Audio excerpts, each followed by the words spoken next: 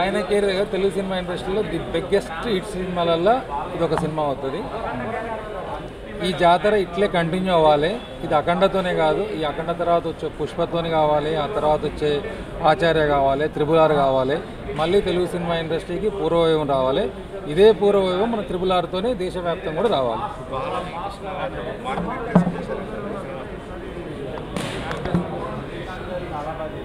బోయపాటి గారి డైరెక్షన్ అదే కదా. బోయపాటి డైరెక్షన్ గురించి ఎంత ఎక్కువ మాట్లాడినా అలానే అసలు ఇంటర్వెల్ పార్ట్ అయితే నాకు తెలిసినప్పుడు ఇలాంటి సినిమాలు ఇక్కడ చూడలేదు. ఇంటర్వెల్ పార్ట్ నుంచి సినిమా స్టార్ట్ అవుతుంది అసలైంది. ఇంకా అఖండ క్యారెక్టర్ అయితే అసలు నిజంగా రియల్లీ సూపర్. గూస్ బంప్స్ అసలు నిజం చెప్తున్నా కదా, మాటలు రావట్లేదు నాకైతే. సెకండ్ హాఫ్ మాత్రం చింపాడు బో, అసలు మామూలుగా ఉంటుంది. ఇంకా సెకండ్ హాఫ్ శివుడి క్యారెక్టర్ చంపేశారు.